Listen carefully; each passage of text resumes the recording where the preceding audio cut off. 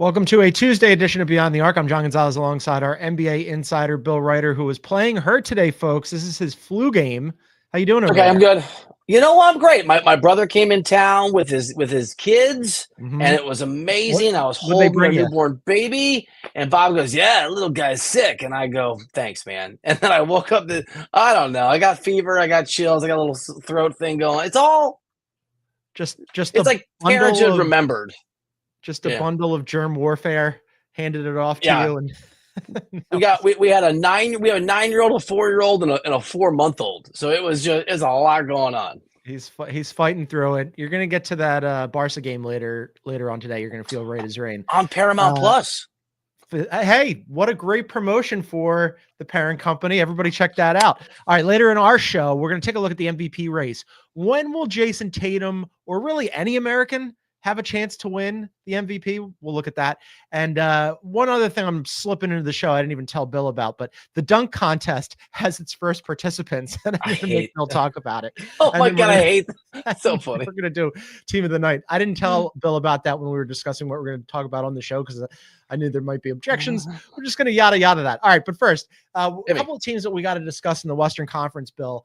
Starting with LeBron and the Lakers. LeBron says that the Lakers have to basically play close to perfect because of the roster construction, leaving no room for error. He was talking about this the other day to the media, and I didn't quite see it the way that some people saw it afterwards, and I want to run that past you. But here's what he said first. We don't have a choice. I mean, that's the way our team is constructed. We have to play close to perfect basketball. We know the game is never perfect. It's never going to be a 48-minute perfect basketball game, but we can't combat it on multiple possessions in a row, or if we turn the ball over, we have to do a better job with that. If we're making aggressive turnover plays where we're trying to make the right plays for our teammates, but it's some of the careless ones. Then defensively, we can't have breakdowns. We can't, if our coaching staff has a game plan for us, we can't break down the game. So, Bill, I listened to this initially, and just me being naive, I was like, he doesn't think the team is very good. Okay, moving on. But many of our colleagues in the media, including our friend Sam Quinn, who wrote a piece about this for CBSSports.com that I encourage everybody to read on the website, basically said that this is LeBron starting to angle for a trade.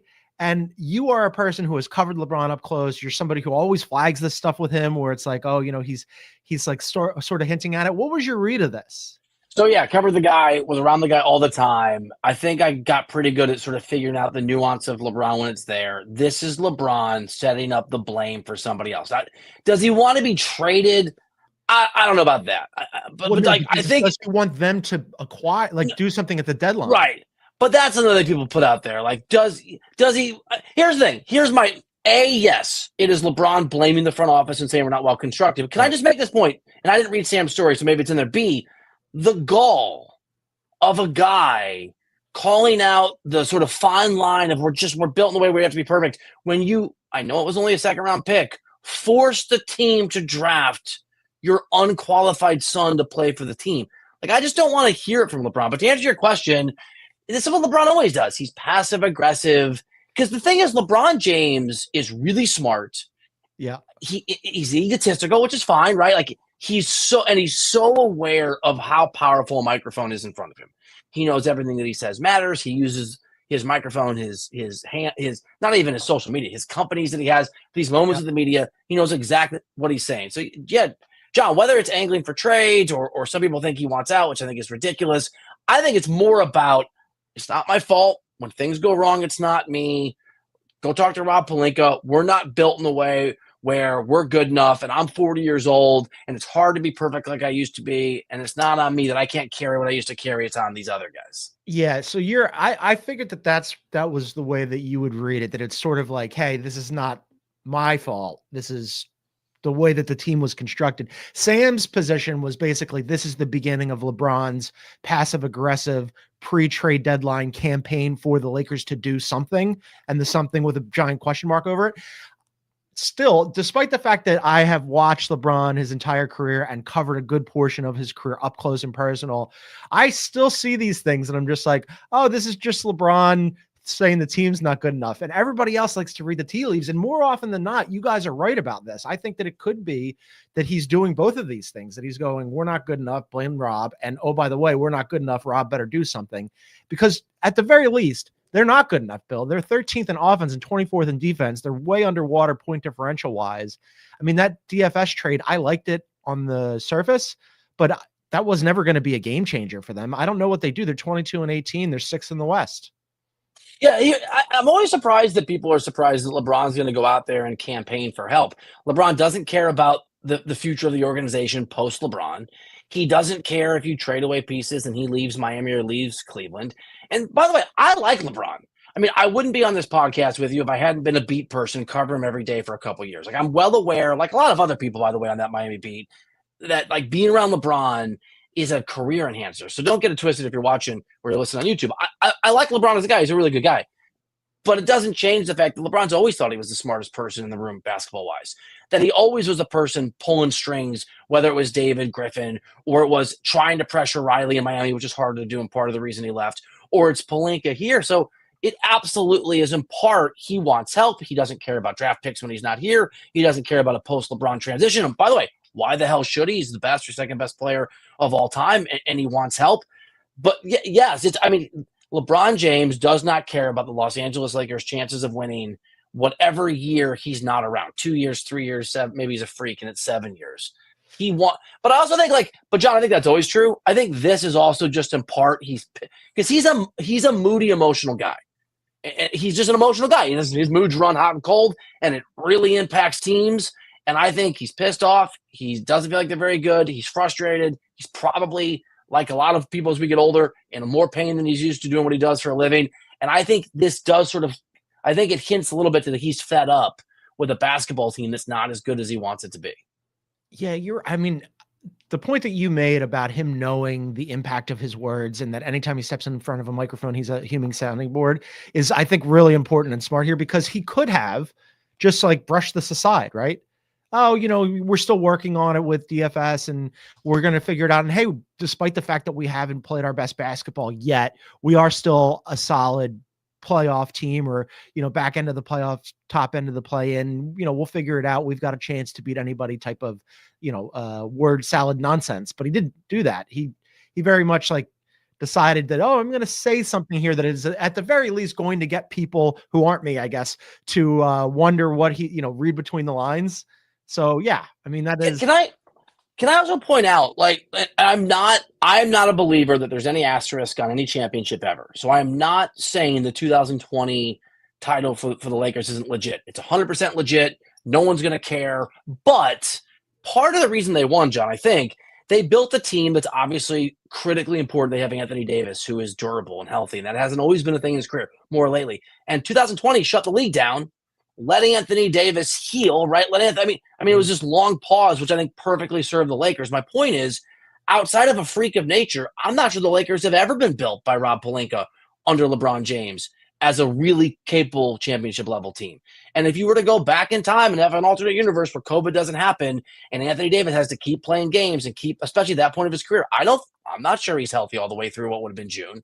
So I'm not sure the Lakers have ever been good enough. And I just think we are closer to LeBron not being able to make up for that. Maybe we're already there in a way that wasn't true before. And so him complaining about what's always been the case, where, by the way, he has massive influence. That GM is not the GM if he doesn't want him to be. Rich Paul, his agent, has a lot of sway within that organization. LeBron, there's the video of LeBron when he was sitting with Jeannie and Jeannie's friend. Jeannie loves LeBron. This idea that LeBron is some passive passenger, a captive in this situation is also, I think, kind of farcical. To the point about Rob Pelinka and what he's built. So they go and get Dorian Finney-Smith, who, again, I like, because I think that it's an improvement, because you're getting some.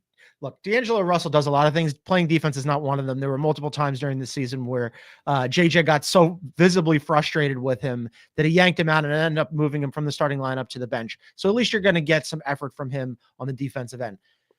But producer Aaron points this out, and it's a good thing to point out, that they had that D'Angelo Russell salary at 18 and change that was also an expiring, to use that as a major trade chip. And was Dorian Finney-Smith enough that going forward, that makes sense. Maybe that was no. like a little premature. Maybe they should have looked for a better deal there. I don't know.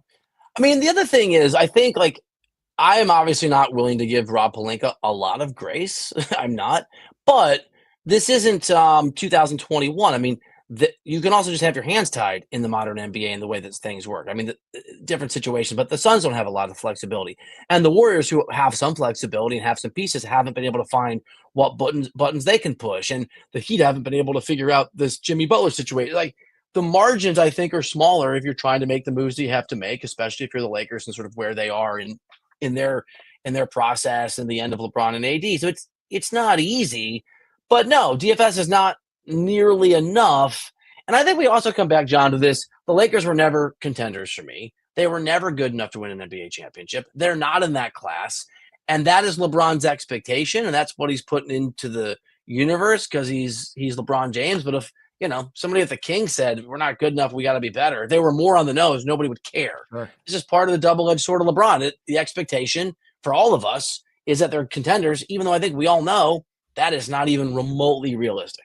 Yeah, they're not alone there, though, right? Because there's some other teams in the Western Conference that are sort of in that same category. And you mentioned one of them, the Golden State Warriors, who, what a loss at home to the Celtics last night. Yes. We're going to take a quick break. And then on the other side, we're going to talk about big trouble in the West that also includes those Golden State Warriors. That's coming up. This is Beyond the Arc.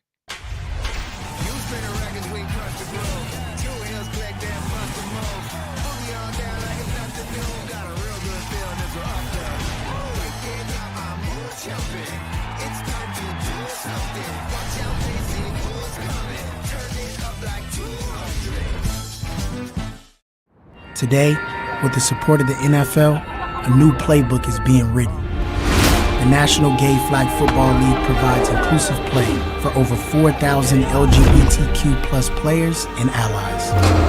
Here is a home with no penalty for being you. All right, welcome back to Beyond the Arc. Just a reminder, you can get us wherever you find your favorite podcast. Please download, subscribe, leave a review, and then on Spotify, if you look below the play button on the Spotify app in full screen mode, you can leave us a comment on the show. All right, the Warriors, Bill. If things are bad for the Lakers, they are, I think, much worse for the Warriors. The body language, not great. Steph definitely needs help. We should note that in that loss to the Celtics yesterday, that they didn't have Draymond Green. That obviously matters, but still, they lose at home by 40. It is the worst home loss in the Steve Kerr era. They are 5-5 over the last 10. 21-21 on the season, outside of the play-in looking in. After that 12-3 start, just 9-18. The defensive rating's been pretty good. The offense has been putrid. I don't know what they do here. I think like Steph saying multiple times last week, hey, I don't know that we should necessarily go out and make a big splash trade because I don't think that we're a big splash trade away from being a good team, a contending team. I'm paraphrasing here, but all of this is not good. No, of the three teams that have, three of the best players of all time that are kind of coming to the end of their careers, LeBron and the Lakers, KD and the Suns, and Steph and the Warriors. If you told me that the Warriors were going to be the biggest disaster, right, the biggest dumpster fire, and the vibes were going to be the worst, I would have laughed. I would have thought it was the other way around. That it's worse than the Suns situation? I think the expectations for the Suns were never realistic, right? Do you really think Kevin Durant thought they were going to? I just don't. I think we all knew that Ishbia is not yet the owner of the Suns good at running an NBA team, and maybe he'll figure out that you can't treat it like a fantasy team. But I think a lot of us, I did. I think there was a thought out there that the Warriors could be second tier competitive, and they had the start that you noted, and they had the vaunted. I'll have to check my notes, but I don't think the 12-man rotation is working. Right? That doesn't. I believe that doesn't. Think maybe that we were shine wrong. has come off of that thing a little. Shine is. There were more expectations. I think. I do. I think the expectations is right, but I also think that if we're looking at the situations for these three teams, like yes, the Lakers have a better record right now, and they. I don't mean long term. Yeah. Okay, so I don't mean like if the Warriors. If I'm looking at it dispassionately, no, not a good season for the Warriors, but I like their situation better than I like the other two teams moving forward. But if you're those because three stars, if you're Steph, do you feel good about sort of what they're going to be able to do in your window? Because if you're KD, I think you can force your way out if it gets bad enough. Steph Curry's not forcing his way out of Golden State. That's a fair point. KD could always jump ship. LeBron, I suppose, could always jump ship. Steph is staying there. But to Steph's point about, hey, let's not make any drastic moves right now. There are levers they can still pull moving forward. They can, move on from Kuminga if they really want to, or re-sign him and then move on from him. Get off of Wiggins. Like, there's different things that they could do. Yeah, but none of these situations are good. And I think it's pretty glaring when you've got Steph Curry not even playing in a fourth quarter at home against the defending champions, and then coming out and being like, yeah, they're like basically saying they're light years ahead of us. And this is a Celtics team, by the way, that has struggled recently, especially shooting the ball, and they looked absolutely dominant. Yeah, that's the cure, is to play the Warriors. I mean, that's another, like, that's the, and the Warriors defense hasn't been bad this year either. I mean, it hasn't. Just outside the top 10. It's right. It's such a, none of these teams are good enough. Here's the other thing, and this is probably wrong because of KD's form when he's healthy, but if you told me which guy, just in a vacuum, LeBron, Steph, KD, I think still has the highest likelihood to, carry is the wrong word, but positively impact the championship level team, I'm going Steph.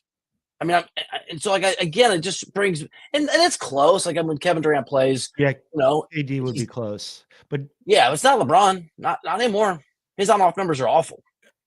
With the Warriors upcoming schedule, they're at the Kings, and then they've got a whole bunch of home games, the home against the Bulls, the Lakers, the Jazz, the Thunder, the Suns, the Magic, some winnable games in there. Any chance in this short term that maybe they turn it around a little bit?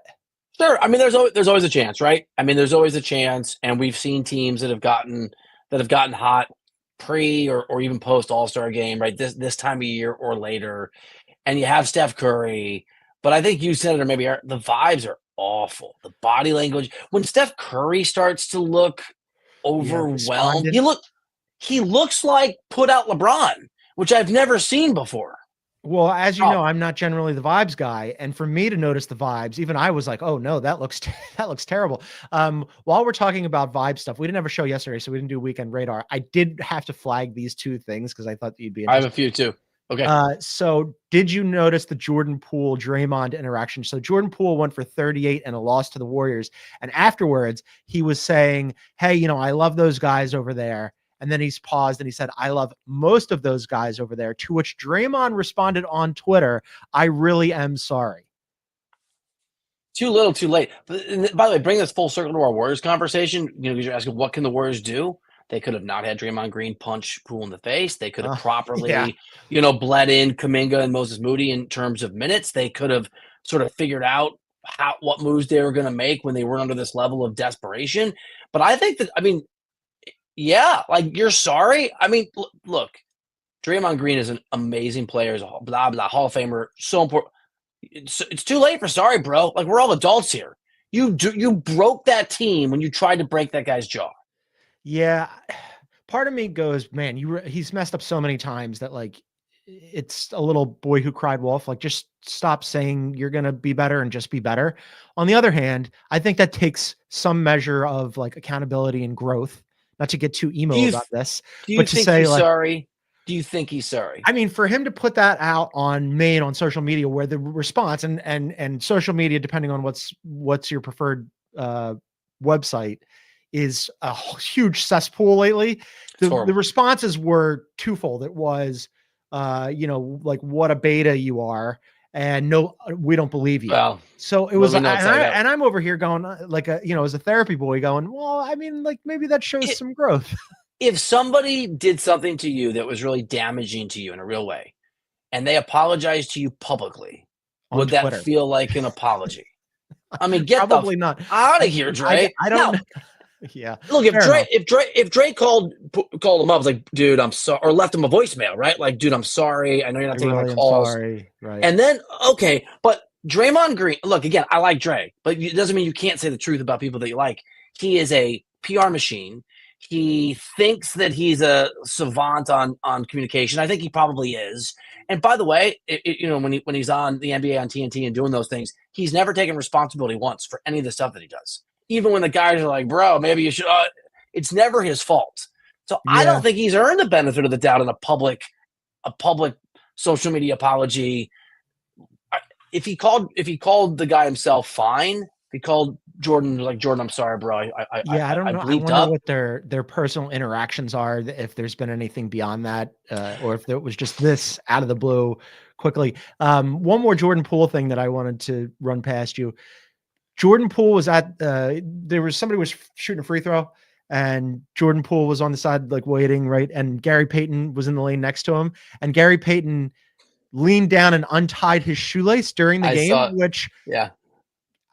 I mean, what a troll move. I loved it. I did too. But don't you think that was affectionate? I think like that. I thought it was hilarious. That was really fun. I did. Like, just totally messing with him.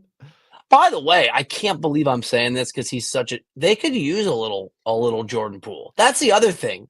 They could use, wow. I know he's been a joke in his time there and he's been a meme, and they could, like, man, they need offense. Yeah. They need someone who just go out and shoot buckets, man. Like, if he had developed properly and had been part of the supposed amazing culture that the Warriors sort of incubated there as part of one of their secret sauces, maybe Jordan Poole's like not the mocked version that he is, and maybe everything that one moment really did change so much for so many people. Those were just the two little Warriors things. Can I give you two that I? Yeah, I earmarked future All-Star LaMelo Ball's amazing game over the weekend, 23-7, 9-1-1 All-Star game. All-Star's coming. I voted this week. I didn't vote for him. You did. I almost did to troll you, but I had to take it. Yeah, I went Garland, Lillard, Giannis, Tatum, Cat. Okay. On the one side, and SGA, Steph, Wemby, Joker, and AD. I think perfectly fine. That's what I did on the other side.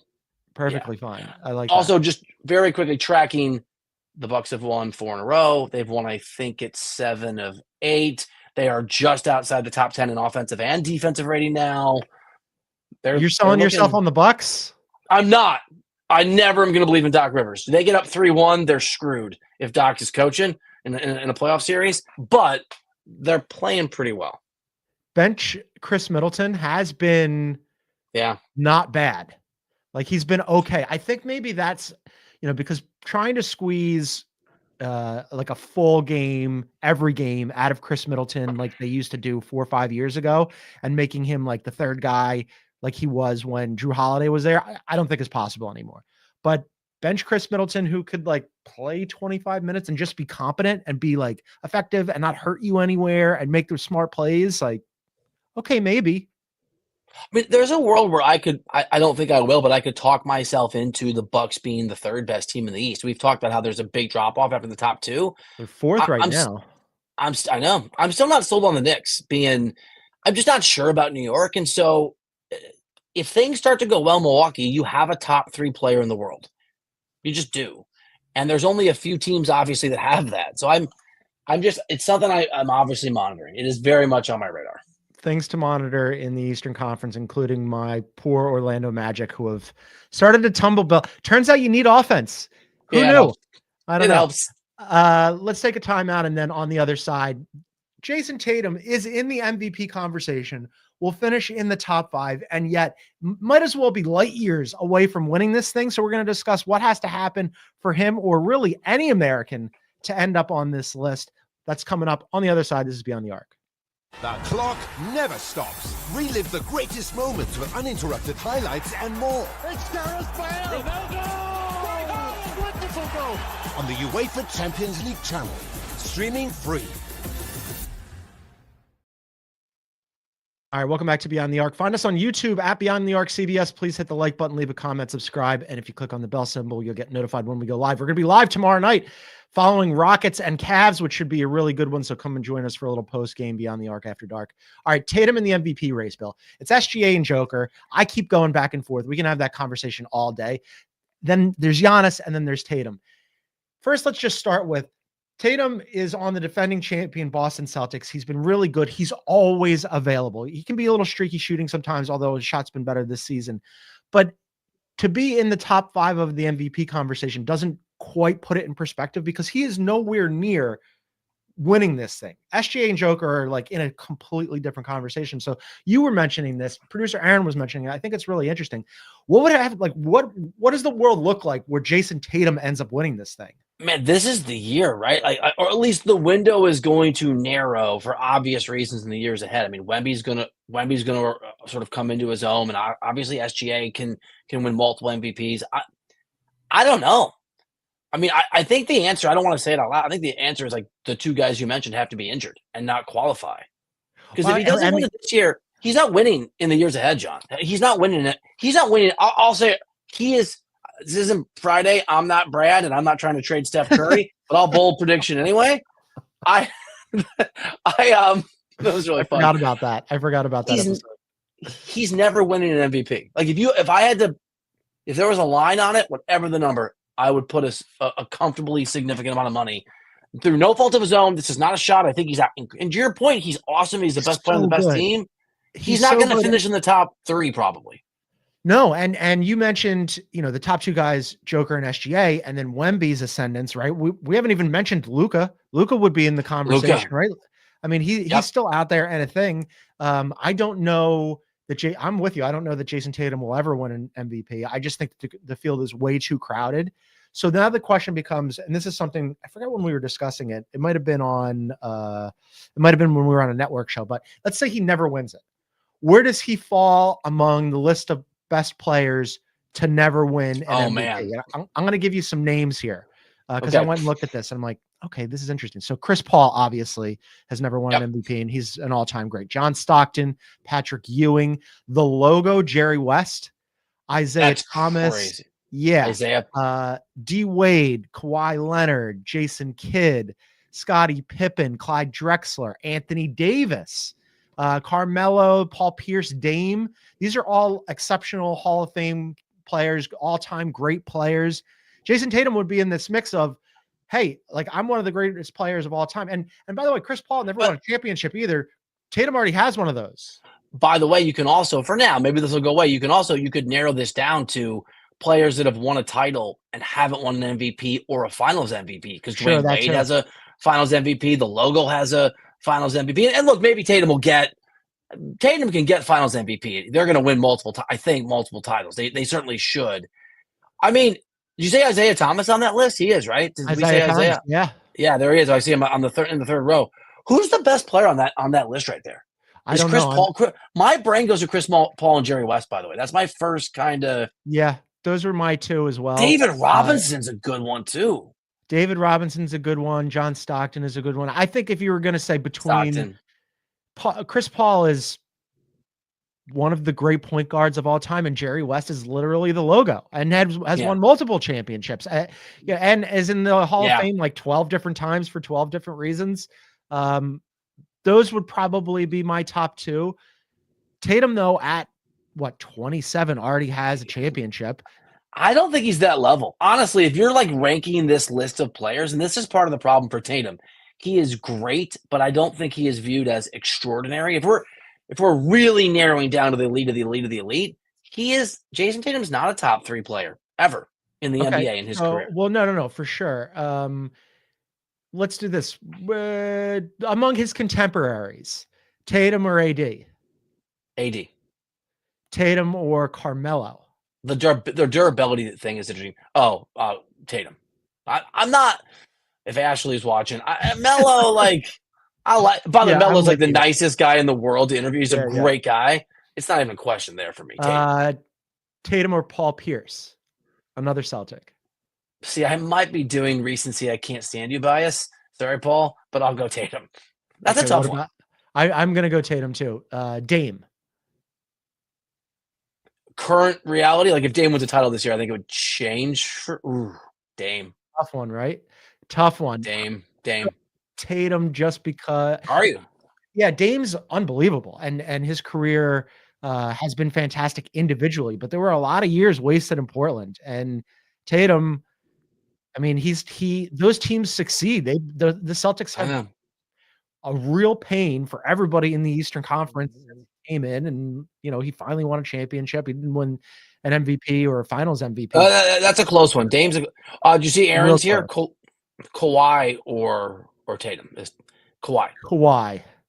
Yeah, 2-time Finals MVP. Yeah, best player in the world a few times. Probably right. The fact that he's broken is a bummer.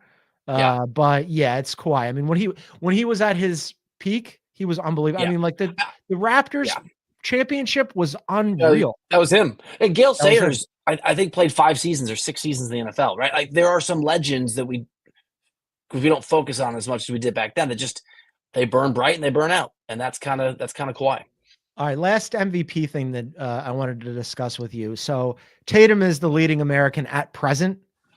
All of the other people that we're talking about are foreign-born nationals, and they're all incredible, and there's a million of them. And then you look at the American cast and you go, wow, who's the next American to win this? So going back to 18-19, Giannis won it. Then Giannis won it again in 19-20. Then Joker won back-to-back in 21 and 22. Then Embiid won, and Aaron would like me to note that Joker should have won that one too. Then Joker won last year. And then this year it's going to be either SGA or Joker again. And then going forward, like schedule in a Wemby or several. Send it to France. Maybe, sprinkle in a little Luka. Yeah, basically. So you've got a whole bunch of non-American MVP. We're not trying to be jingoistic here. We just find it interesting. The question is, who's the next American to win this thing? Maybe Ant, probably Cooper Flag. Maybe Ant, probably Cooper Flag. I think that's right. But Ant isn't anywhere really near this discussion. No. He's awesome. No. I love watching him play basketball. I thought that this was going to be an even bigger to take the leap year. I think he's been fine, but he's not. No, you nailed it. He has not taken the leap, and that's a hard leap to take, but we all thought he was going to jump to super consistent superstardom, right? Consistent top superstardom. 5 level.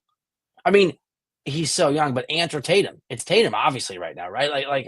It's Tatum is closer to this thing than Ant is. I mean, in order for Ant to be in this conversation, the leap that I'm talking about is the SGA leap, where it's like, oh, you just look around and you're like, yeah, he's going to be dominant every night, no matter who's around him.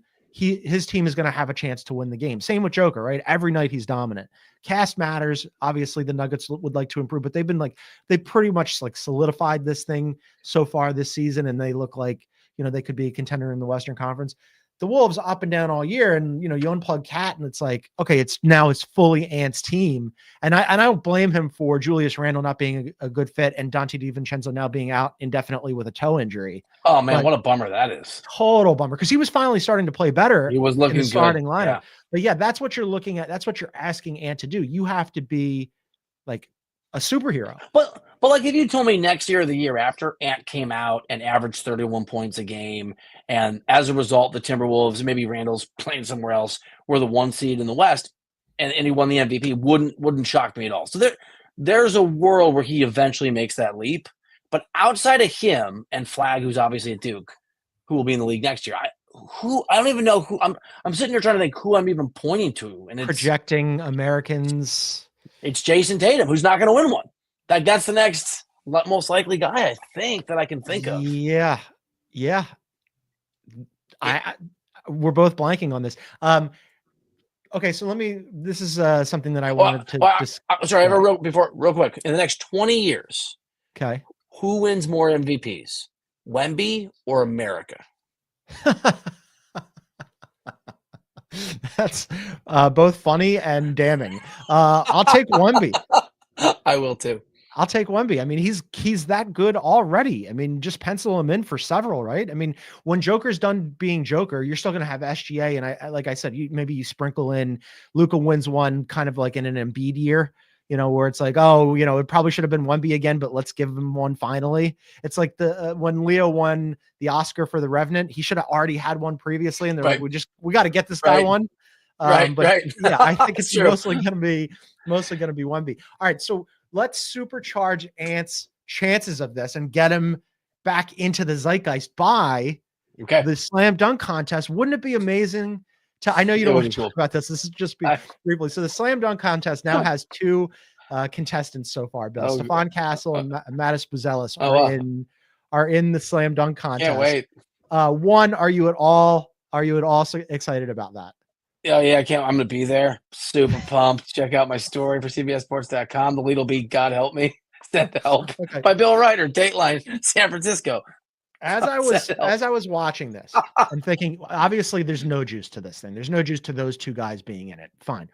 But I was just thinking, as we were having that MVP conversation, the people I want to see in it are never going to be in it again. Wouldn't No. it be amazing if you had Ant and Ja in this thing? Yeah, dude, if Ja Morant could single-handedly save the slam dunk contest Those two, if by just simply put those participating. two guys in it, and it's Yes. or Yes. one of them. This is such an old trope, but LeBron ruined it, man. Like LeBron's refusal to do it, right? Because Michael Jordan did it. Like it used to be a rite of passage, and you did it, and you won it, and why do you think he didn't do it? Because there was a chance that he might not win it, or because he just decided I'm bigger than the event? Some combination of both. I mean, I'm trying to remember because I was covering that team back then. My memory of my view is that, yeah, he just didn't want to, his brand was more important than the NBA's brand, which kind of tracks given the fact that he reportedly wants to destroy the NBA and create his own league, right? Like, oh yeah, he put himself higher than the business league. partner wants to have an international basketball league, but good luck with that. I seriously, I have a hard time But believing still that's gonna get off the obnoxious. ground. A little bit obnoxious, although a money grab, right? I mean, if you can get somebody to throw some money at you, and you get some angel investors, why not? They're definitely poor. They need the cash for sure. Yeah, they need to up their game a little bit, pad the bankroll. I'm surprised though. Like Ant was so young and is still so athletic and is still so young too, right? I mean, yeah, like there's a whole bunch of stars who used to do it, like Jordan and Kobe and Neek and Vince Carter and all these guys. I'm surprised we never got an Ant slam dunk contest. I know that, like, remember last year when Ant was like, I don't take this thing seriously. I'm going to shoot left-handed in the skills competition. That was ridiculous. So it's hard for me to imagine him taking the slam dunk contest seriously too, but I am a little surprised that we didn't get like 20-year-old Ant in that thing. Who was he paired with? Because I remember Ant's teammates were like, "What?" The looks on their what? Wasn't it Ant and Wemby and somebody else? Was it Wemby? Is that what? Wemby was upset about it because, bro, Ant wasn't taking it seriously and he was shooting left-handed, and he's not left-handed. No, he's not left-handed. Not awesome. That's my plea for Ant to do the slam dunk contest and save this thing. All right, let's wrap it up with team of the night. I'm gonna go Celtics. I mean, just you and I have discussed this a lot. They're gonna be fine. Their shooting woes are going to go away. I don't even know. I think they shot 50% from the field. I think they shot over or near 40% from the 3-point line. They beat the living snot out of poor Aaron's Golden State Warriors. It's just a reminder that they're going to have a bad stretch. Yeah, but better to have it in January than have it in May. They're going to be 100%. Fine. They're so deep that I was just, when I was sort of hemming and hawing and clutching my pearls about their recent shooting slump, just to say, like, hey, look, the theory of the case for them is we're going to shoot more threes than you, and when they go in, we're going to be unbeatable, and when they don't, you'll have a shot. Well, they weren't going in for a long enough stretch where I was like, maybe they're gettable. But you are absolutely right. Recently, and especially last night, it's a reminder that, oh yeah, like it's kind of like the soccer thing that form is temporary, class is permanent. Right. Their class is permanent. Like they might have gone through a rough stretch, but they're too deep and too good that when you've got Kristaps out there, as long as those guys are even close to healthy, they're going to be really tough out. That's the second time for the Celtics as the team of the night, which is actually kind of surprising. I was thinking about the Pistons. The Pistons beat the Rockets in Houston, by the way, and are playing really well. I'm not going to go the Pistons. This probably runs counter to their own self-interest, but I just thought it was really interesting that not a lot has gone right for the Pelicans this season. Maybe they don't want to win a game against the Jazz in terms of the tanking and the seeding, but they won a game last night where they came back from 25 down without Zion. It's the largest comeback in franchise history. CJ McCollum went for 45 points. That guy is still like really trying in a season. I love that guy too. Yeah, and he's a good dude. That team has had like just, aside non-Sixers division, it's been a disastrous season for the Pelicans, probably the worst for any team in the NBA. And for them to like just keep trying, the guys who are still out there to keep trying and come back from 25 down, good for the Pelicans, man. They win the first time for the Pelicans winning team of the night. So congrats to them. I'm sure that they're very excited about that and not at all thinking about lottery balls after last night.